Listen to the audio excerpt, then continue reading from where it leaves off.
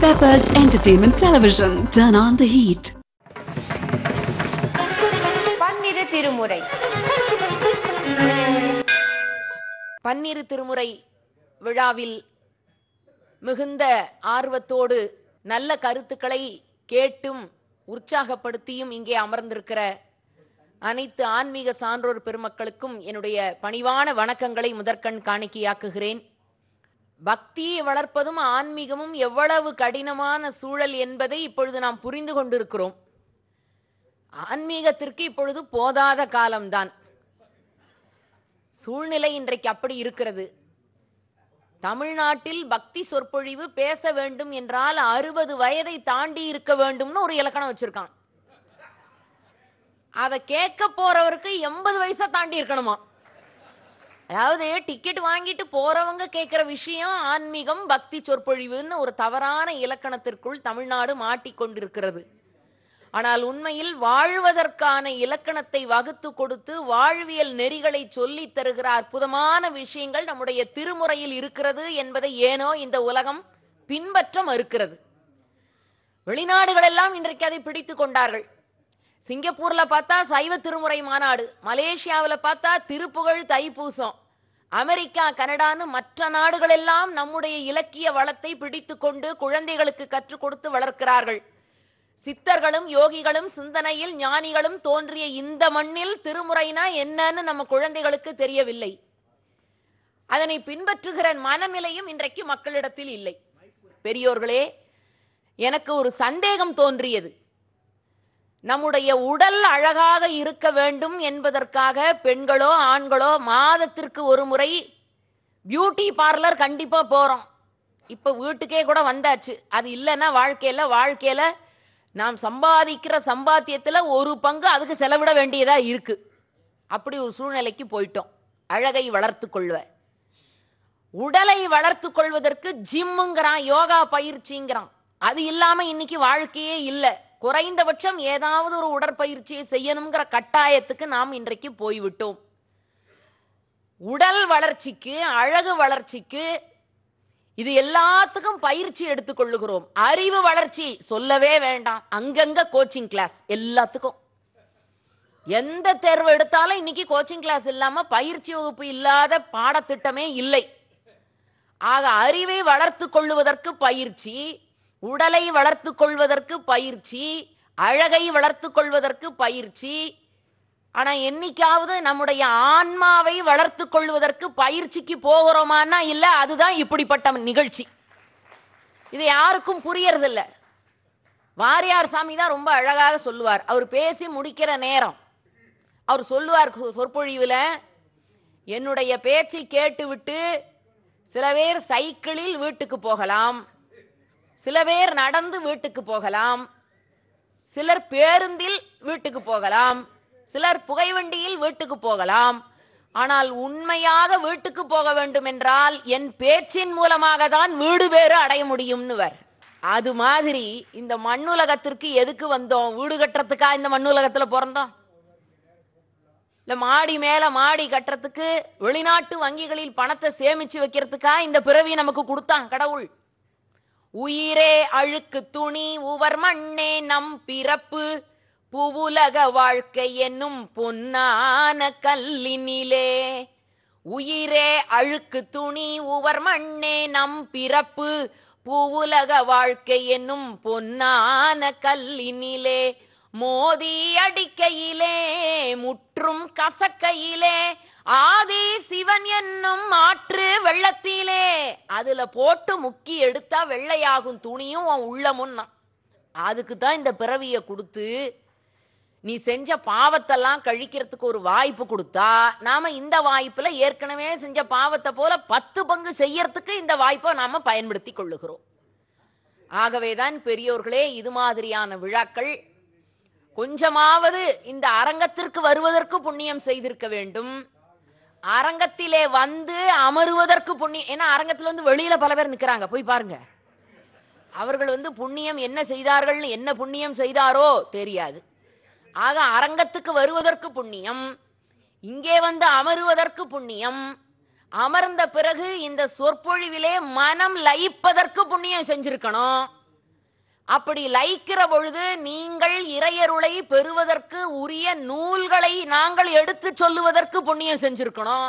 இது எல்லாமே ஒன்னா இருந்தால்தான் அவனருளாலே அவன் தாளை வணங்க முடியும். இதுல ஏதாவது ஒண்ணு சரியில்லைனாலும் முடியாது. அதிலும் திருமுறைகள் இருக்கிறதே, அதிலும் குறிப்பாக சேக்கிழார் பெருமானுடைய பெரிய புராணம், அதை படிப்பதற்கும் புண்ணியம், அதை ஒருத்தர் படிச்சு சொல்லும் போது பக்கத்துல நின்று கேட்பதற்கும் புண்ணியம். அப்படி புண்ணியம் செய்தவர்கள் மட்டுமே அறிந்து கொள்ளுகிற ஒரு நூலை எத்தனையோ சான்றோர் பெருமக்கள் இந்த மேடையிலே சொல்ல சொல்ல கேட்கப் போகிறீர்கள் என்றால், நீங்கள் எல்லாம் உண்மையில் ஆன்மாவை பயிற்சி செய்து கொள்ளுகிற மிகப்பெரிய புண்ணியம் படைத்தவர்கள். உங்கள் அனைவருடைய திருவடி தாமரைகளிலும் நான் விழுந்து வணங்கி வணக்கத்தை தெரிவித்துக் கொள்ளுகிறேன். எனக்கு இன்னைக்கு ஒரு நல்ல வாய்ப்பு சேரமான் பெருமாள் நாயனாரை பற்றி பேசுவதற்கு. ஒவ்வொரு முறையும் திருமுறை விழாக்கு வருகிற பொழுது ஒரு நல்ல புதிய தலைப்பிலே யோசித்து பேசுவதற்கு சுவாமிநாதன் ஐயா என்னை பணித்திருக்கிறார். அப்பவாவது ஒழுங்கா நம்ம படிச்சுட்டு மேடை ஏறணும். என்ன இன்னைக்கு நிறைய பேர் படித்து விட்டு மேடை ஏறுவதே இல்லை. தான் எங்கேயோ ஏதோ கேட்டதை வைத்துக்கொண்டு மேடையிலே பேசுகிறார்கள். அது தன் சொந்த கருத்தை போல வேறு. அப்படி இல்லாமல் நம்முடைய இலக்கியங்கள் எழுதி வைத்திருக்கிற கருத்துக்கள் ஏராளம் ஏராளம். அதுல சேரமான் பெருமாளுடைய நாயனார் வாழ்க்கை முழுவதையும் என்னால் சொல்லிவிட முடியுமா தெரியாது. நான் அங்கே இருக்கிறது என்று வழிகாட்டி காட்டுவது போல நான் காட்டப் போகிறேன். வழிகாட்டி இருந்த இடத்திலே தான் இருக்கும். நீங்கள் தான் அதனை பற்றி கண்டு தொடர்ந்து சென்று பயனை அடைய வேண்டும். அப்படிப்பட்ட சிறப்பு மிகுந்தவர். இப்பொழுது நாம் எல்லாம் அந்த காலத்திற்கு போக போகிறோம். சேரமான் பெருமாள் வாழ்ந்த காலத்திற்கு. காலம் ரொம்ப முக்கியம், சூழல் ரொம்ப முக்கியம் ஒரு நிகழ்ச்சியை அறிந்து கொள்வதற்கு. இப்பொழுது நாம் எல்லாம் அந்த காலத்திற்கு போக போகிறோம். சேரமான் பெருமாள் வாழ்ந்த காலத்திற்கு. காலம் ரொம்ப முக்கியம், சூழல் ரொம்ப முக்கியம் ஒரு நிகழ்ச்சியை அறிந்து கொள்வதற்கு. அவர் வாழ்ந்த காலம், அவர் வாழ்ந்த இடம் எது என்றால் மலைநாடு, சேர நாட்டு பகுதி. மலைநாடு என்றே பேர். மலைகள் அதிகம் சூழ்ந்திருக்கிற காரணத்தினால் அந்த நாட்டிலே கொடுங்கோளூர் என்ற ஊர். இது எங்க இருக்குன்னா, சுந்தரமூர்த்தி சுவாமிகளுடைய தேவார பதிகம் பாடப்பெற்ற திருவஞ்சை களத்துக்கு பக்கத்துல இருக்கு. நீங்க இன்னைக்கு போகணும்னு சொன்னா ஷோரனூர்னு ரயில் நிலையம் இருக்கு. அந்த ஷோரனூர்ல இணங்கி நீங்கள் பக்கத்திலே கேட்டு போக வேண்டிய இடம் திருவஞ்சை களம். அதற்கு அருகாமையில் இருக்கக்கூடிய ஒரு ஊர் தான் கொடுங்கோளூர் என்ற ஊர். அந்த கொடுங்கோளூர் என்ற ஊரிலே இருக்கக்கூடிய இறைவன் அஞ்சை களநாதன் உமையம்மை. பெரியோர்களே, உங்கள்கிட்ட பணிவான வேண்டுகோள், ஒரு ஊருக்கு போறோம்னா அந்த ஊர்ல இருக்கக்கூடிய சிவபெருமான் பேர் என்ன, உமையம்மை பேர் என்ன, அதை முதல்ல நாம தெரிந்து கொள்ளலாம். நம்ம குழந்தைகளுக்கு அதை கற்றுக் கொடுங்கள். தப்பி தவறி சிவபெருமான் பேராவது தெரிஞ்சிரும், ஆனா அம்பாள் பேரு தெரியுமான்னா தெரியாது. இப்படியே நம்முடைய தலைமுறை போய்கொண்டிருந்ததுன்னா வருங்காலத்தில் என்ன ஆகும்னு நினைத்து பாருங்கள். ஒவ்வொரு ஊரிலும் இருக்கக்கூடிய இறைவனுடைய பெயர், அந்த பெயரை அந்த குழந்தைகள் படித்துக் கொள்ளுகிற பொழுது அகிலாண்டேஸ்வரி சமேத ஸ்ரீ ஜம்புகேஸ்வரா, மங்களாம்பா சமேத ஸ்ரீ ஆதிகும்பேஸ்வரா, பெரியநாயகி சமேத ஸ்ரீ பிரகதீஸ்வரா, கற்பகாம்பா சமேத ஸ்ரீ கபாலீஸ்வரா, தையல்நாயகி சமேத ஸ்ரீ வைத்தியநாதா, ஜலகண்டேஸ்வரா, காமாட்சி சமைத்த வள்ளீஸ்வரா, உண்ணாமலை அம்மன் சமேத ஸ்ரீ அண்ணாமலேஸ்வரா, சிவசிதம்பரம், தில்லையம்பலம், பொன்னம்பலம், பூலோக விலாசம், சிவகாம சுந்தரி சமேத ஸ்ரீ நடராஜ பிரபு, மதுரகாளியம்மா, தில்லகாளியம்மா, சதுர்முகேஸ்வரி, பிரம்மசாமுண்டீஸ்வரி, கீழ்த்திருமாரியம்மா, சமயபுர மாரியம்மா. ஒவ்வொரு ஊரிலும் இருக்கக்கூடிய அம்பாள் பெயரையும் ஈஸ்வரன் பெயரையும் அந்த காலத்தில் அந்த ஊர்ல பிறக்கிற குழந்தைகளுக்கு பெயராக வைத்தார்கள். இன்னைக்கு அந்த சூழ்நிலை இருக்கா? சுரேஸ்வரன் பேர் இருந்தது, அதை கொஞ்சம் சுருக்கி சுரேஷ்னு ஆக்கணும். இப்ப அதுவும் சுருங்கி சு விரட்டுறாங்களா அழைக்கிறாங்களான்னே தெரியல. அப்படி பெயர்கள் வைக்கிற பொழுது எதுக்கு அப்படி வைத்தார்கள்? கண்ணா பரந்தாமா 2 முறை பிள்ளைய கூப்பிடும் போதாவது உனக்கு புண்ணிய கணக்கு 2 ஏறும் என்ற காரணத்தினால் அந்தந்த ஊர்ல இருக்கக்கூடிய ஈஸ்வரன் பெயரை ஆண்களுக்கும் அம்பாள் பெயரை பெண்களுக்கும் வைத்து நம்முடைய முன்னோர்கள் ஆன்மீக பயிரை வளர்த்தார்கள். அப்படிப்பட்ட சிறப்பு பொருந்திய ஊர் திரு அஞ்சை களநாதர், உமையம்மை. இவர்கள் இருவரும் எழுந்தருளி இருக்கிற அற்புதமான அந்த ஊர். அந்த ஊரினுடைய சிறப்பை முதல்ல எழுதுறார். சேக்கிழாருக்கு எப்பொழுதுமே ஒரு பெரிய தன்மை என்னன்னா, தான் எந்த நாயன்மார் பிறந்த ஊரை சொல்லுகிறாரோ அந்த ஊரினுடைய இயற்கை வர்ணனையை சொல்லாம அவர் உள்ளேயே போக மாட்டார். அதுதான் தனித்த சிறப்பு. நம்ம ஏதோ நினைக்கிறோம் தமிழ்ல பக்தி இலக்கியம்னா பஜனை பாடுற மாதிரி இருக்கும், முடிஞ்சதும் சூடா சக்கரை பொங்கல் கொடுப்பார்கள், சாப்பிட்டுட்டு போகணும், அதுக்கு தான் பக்தி இலக்கியம்னு தவறா நினைச்சு கொண்டிருக்கிறான் ஐயா. இன்னைக்கு நாம பேசுறோம் இல்லையா, சுற்றுச்சூழலியல், நீர் மேலாண்மை, இயற்கை எல்லாமே பக்தி இலக்கியத்துல இருக்கு. அதனால சேக்கிழார் பெருமான் இவர் பிறந்த ஊரை என்ன அழகாக வர்ணிக்கிறார் பாருங்கள். காலை எழும்பல் கலையின் ஒலி களிற்று கன்று வடிக்கும் ஒலி சோலை எழுமென் சுரும்பினொலி துரக செரு கால் சுலவும் ஒலி பாலை விபஞ்சி. அந்த காலத்துல தமிழனுடைய இசை கருவி இதெல்லாம். இன்னைக்கு இதெல்லாம் என்ன இருக்கு, மாறி இருக்கா, காணாம போச்சா தெரியாது. பாலை விபஞ்சி பயிலும் ஒலி பாடல் ஆடல் முழவின் ஒலி வேலை ஒலியை விழுங்கி எழ விளங்கியோங்கும் வியப்பினதால். திருவஞ்சிக்களத்துல காலை பொழுது எப்படி விடிந்ததுன்னு சொல்லுகிறார். முதல் வரி பாருங்கள், காலை எழும்பல் கலையின் ஒலி.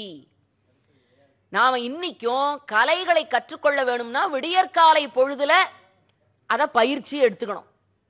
அதனாலதான் பாரதி காலை எழுந்தவுடன் படிப்பு பின்பு கனிவு கொடுக்கும் நல்ல பாட்டுன்னா. மாலை நேரத்துல விளையாடணும், காலை நேரத்துல கலைகளை கற்கணும். பாட்டு சாதகம் பண்றோம்னா விடியற்காலை பொழுதுல. அப்படி கலைகள் ஒழுங்காக பயிற்சி எடுத்துக்கொள்ளுகிற நேரம் அந்த ஒலி அந்த ஊர் முழுக்க கேட்கிறதாம். அவ்வளவு சிறப்பு பொருந்திய அந்த ஊர்ல, அந்த ஊரினுடைய தலைநகரமா இருக்கக்கூடிய கொடுங்கலூரில் சேரமான் பெருமாள் பிறக்கப் போகிறாராம். அந்த ஊருக்கு இலக்கிய நயத்தோட இன்னொரு பேர் வைத்தார்கள், கோதை என்று. சேரர்களுடைய வரலாறு, சேரர் மன்னர்களுடைய ஆட்சி அந்த நாட்டில் ஆளுகிறார்கள். அதனால மன்னன் ஆளுகிற காரணத்தினால் அந்த ஊருக்கு மா கோதை என்று பெயர் வைத்தார்கள். கொடுங்கலூர் என்பது மருவி மா கோதை என்பது மக்களிடத்திலே பரவ ஆரம்பித்தது. அந்த ஊரிலே தோன்றுகிறார் சேரமான் பெருமாள். அதனால அவருக்கு பெயர் எப்படி இட்டார்கள், பெரு மா கோதையார் என்று அவருக்கு பெயரிட்டார்கள். பிறந்த நாள் தொட்டு சிவனை அன்றி வேறு எந்த எண்ணமும் இல்லாதவர். அவர் பிறந்திருக்கிற குலம் அரச குலம். உரிமையாலேயே அவருக்கு ஆளுகிற பதவி அவரை தேடி வந்தது. அவர் தேடிக்கொண்டு போகல, அவர் அந்த பிறவியிலேயே பிறந்தவர். அவர் ஆளுவதற்குரிய முழுமையான உரிமை படைத்தவர். ஆனால் அவர் சிந்தனை முழுக்க எங்க இருந்தது, உண்ணும் போதும் உறங்கும் போதும் சிவன் சிந்தை, ஒன்றை எண்ணும் போதும் எழும்போதும் சிவன் சிந்தை, பேசும் போதும் பேணும் போதும் சிவன் சிந்தை, ஒன்றை பூசும் போதும் தொழும் போதும் சிவன் சிந்தை. சிவனை தவிர வேற எந்த சிந்தனையும் இல்லை அவர் உள்ளத்துல.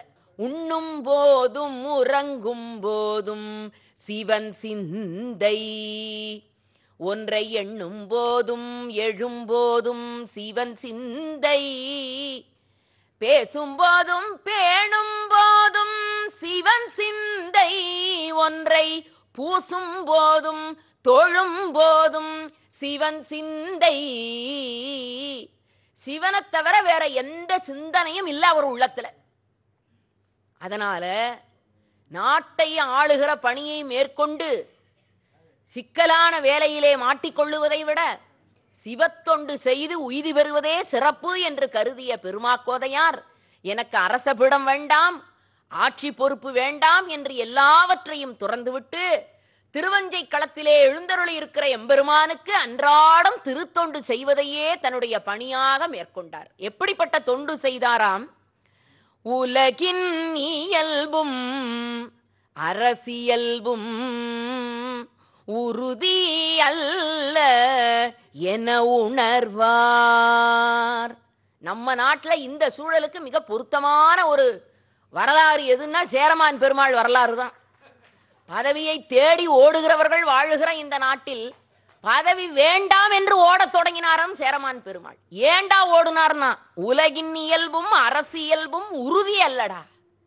இன்னைக்கு கோபுரத்துல இருக்கிறவன் நாளைக்கு குப்பமேட்டுக்கு போயிடுறான். இன்னைக்கு குப்பமேட்டுல இருக்கிறவன் திடீர்னு கோபுரத்துக்கு போறான். எவன் எங்க இருக்கிறான்னு கடைசி வரையில தெரியல. அவனுக்கே தெரியல நாம எந்த அணியில இருக்கிறோம்னு. அப்படி இருக்கிற பொழுது யாருக்கு அரச பதவி நிதம்?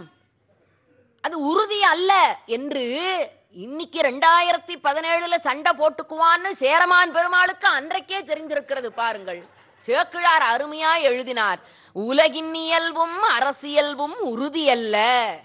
இந்த தொடரை எல்லா இடத்திலும் எழுதி வைங்க. முடிஞ்சா ஹிந்தியிலையும் மொழிபெயர்த்து வடநாட்டுக்கும் தெரிவிங்க. எங்கெல்லாம் அரச பதவியில் இருக்கிறார்களோ அத்தனை பேருக்கும் பொருந்தக்கூடிய செயல். இந்த உலகத்திற்கு எதற்காக வந்தோம், எந்த நோக்கம், இது யார் கொடுத்தது, எப்பொழுது இது என்னை விட்டு போகும் என்ற உணர்வே இல்லாமல் தான் சாஸ்வதம் என்று எண்ணிக்கொண்டு வாழ்ந்திருக்கிறானே, அந்த மனிதனுக்கு உரைப்பது போல எழுதினார் சேக்கிழார். உலகின் இயல்பும் அரசியல்வும் உறுதி அல்ல என உணர்வார். அதனால என்ன செய்யறார்? தன் லைஃப் ஸ்டைலை மாத்திக்கிறார். தன் வாழ்க்கை போக்கை திருப்பி கொண்டு அரச பதவியிலே அமர வேண்டியவர் அஞ்சைக்கள திருக்கோயிலுக்குள்ள போகிறார். புலரி எழுந்து புனல் மூழ்கி புனித வெண்ணீற்றில் மூழ்கினார். நிலவு திரு நந்த வனத்தினிலே நீடும் பணிகள் பல செய்து மலரும் முகையும் மலரோடு மொட்டையும் பறிச்சுக்கிறாராம். மலரும் முகையும் கொணர்ந்து தீரு மாலை சாத்த மகிழ்ந்தமைத்து என்று தன்னுடைய அரச பதவியை துறந்துவிட்டு திருவஞ்சை களத்து திருக்கோயிலுக்கு சென்று எம்பெருமானுக்கு தொண்டு புரிவதே தன்னுடைய வாழ்க்கை என்று முழுமையாக அர்ப்பணித்தவர் சேரமான் பெருமாள் நாயனார். ஆனால் வாழ்க்கை அப்படியே போகுமா என்று பாருங்கள். ஈசன் எப்பொழுதுமே அபிஷேக பிரியன், திருமால் எப்பொழுதும் அலங்கார பிரியர். அவர் எந்நேரமும் அலங்காரம் விதவிதமாக செய்து கொள்ளுவார். ஆனால் எம்பெருமானுக்கு சிவராத்திரி பாருங்க 6 காலம் அபிஷேகம்னாலும் அவருக்கு ஜலதோஷமே பிடிக்காது. ஏன்னா தலையிலேயே கங்கையை வைத்து கொண்டிருக்கிறார் அல்லவா எம்பெருமான். ஆனால் பெருமாள் அப்படி இல்லை. அவர் பார்க்கடல்ல இருந்தாலும் பாம்பு பஞ்சனை மேலே இருக்கார். அவருக்கு நீங்கள் ஒரு சொட்டு தண்ணீர் தெளித்தாலும் அவருக்கு ஜலதோஷம் பிடிச்சிரும். அதனால தான் ஸ்ரீரங்க ரங்கநாத பெருமாளுக்கு போய் பாருங்கள், வருஷத்துக்கு 2 தடவை தான் ஆணி திருமஞ்சனம்னு நடத்துவோம். அதுக்கு மேலே எம்பெருமானுக்கு நீங்கள் நீராடல் பார்த்ததே கிடையாது. அப்படிப்பட்ட சிறப்பு எம்பெருமானுக்கு 6 காலமும் அற்புதமாக சேரமான் பெருமாள் திருமஞ்சன நீரை எடுத்து கொடுத்து தொண்டு செய்து கொண்டிருக்கிறாராம். திருமஞ்சனமும் கொணர்ந்து திரு அலகும் இட்டு திருமெழுக்கு வரும் அன்புடன் இன்புற சாத்தி மற்றும் உள்ள திருப்பணிகள். வழிபடுவதற்குன்னு ஒரு முறை வச்சிருக்கிறோம். நம்ம வீட்டிலேயே எடுத்துக்குவோமே, சாமிக்குன்னு ஒரு தனி அறையை ஒதுக்குறோம், அல்லது குறைஞ்சபட்சம் ஒரு அலமாரியவாவது ஒதுக்குறோம். வீடு குறைவான சூழ்நிலையில் இருக்கக்கூடியதா இருந்தா அந்த இடத்த அன்றாடம் மெழுகுதல் வேண்டும், சுத்தப்படுத்துதல் வேண்டும். இறைவன் இருக்கக்கூடிய இடத்தை திரு அலகிட்டு திருமெழுகிட்டு மலர்களை கொண்டு வந்து மாலையாக கட்டி சார்த்துதல். இதெல்லாம் எதுக்குடான்னா, ஏன் இதெல்லாம் செஞ்சாதான் சாமி ஏத்துக்குவாரா அப்படின்னு நீங்க கேட்கலாம். இது ஒன்றொன்றையும் செய்கிற பொழுது நம் மனம் அதிலே ஒன்றி போகிறது. மற்றவர்களை பற்றி சிந்திப்பதை விட்டுவிட்டு அவனை பற்றி சிந்திப்பதற்கு முதலில் நம் மனதை தயார்படுத்துகிற இடம். ஒன்றும் இல்லைங்க, கோயிலுக்கு போறீங்க, 2 சுத்து சுத்தி வரீங்க. நம்ம பெரியவங்க சொல்லுவாங்க, ஒரு 5 நிமிஷம் கோயில் பிரகாரத்தில் உட்காந்துட்டு அப்புறம் வீட்டுக்கு போகணும்னு. அப்படித்தானே? நாம் போய் உட்கார போவோம். அந்த இடம் சுத்தமாக இல்லைன்னா என்ன செய்வோம்? சுத்தப்படுத்திட்டு உட்காருவோம். கேவலம் தோன்றி அழியக்கூடிய மனிதர்களாகிய நாமே உட்கார்றதுக்கு முன்னால அந்த இடம் சுத்தமா இருக்கா இல்லையான்னு பார்க்கிறோமே. ஆனால் எல்லாம் வல்ல அந்த ஆண்டவன் என் மனசுக்குள்ள வந்து உட்காரணும்னா என் மனசு சுத்தமா இருக்கணுமா வேண்டாமா? அதை நாம என்னைக்காவது யோசிச்சோமா? உட்கார்ந்த இடத்துல இருந்தா அடுத்தவனுக்கு குழி பறிச்சுடுறோமே. ஆணவம், கன்மம், மாயை எல்லாத்தையும் மனசுக்குள்ள வைத்துக்கொண்டு, ஆனால் கடவுள் என் நெஞ்சத்தில் குடியிருக்க வேண்டும்னு சொன்னா எப்படி இருப்பான்? ஆகவேதான் சொன்னார்கள், உள்ளமாகிய வயலில் ஆணவமாகிய காட்டை அழித்து அகங்காரம் என்னும் கல்லை பிளந்து மௌனம் என்ற வித்தை விதைத்து அன்பு என்ற நீரை பாய்ச்சி ஞானம் என்ற பயிரை வளர்த்து அதை தின்ன வருகின்ற காமம், குரோதம், மதம், ஆச்சரியம் என்ற பறவைகளை இறைவனுடைய திருநாமங்கள் என்னும் கற்களை விட்டெறிந்தால் விளையக்கூடிய கனிக்கு பேரு பக்தின்னு சொன்னார்கள். அப்ப இது ஒரு நிமிஷத்துல தோன்றி விடுகிற உணர்வல்ல, காலம் காலமாக உழுது பயிர் செய்து உண்டாக்கப்பட வேண்டிய உணர்வு பக்தி நெறி. அதனால இந்த மனச அப்படி இறைவனுடைய திருப்பாதத்திலேயே திரு அலகிட்டு திருமழுகிட்டு திருத்தொண்டு செய்து சேரமான் பெருமாள் வாழ்ந்து வருகிறார்.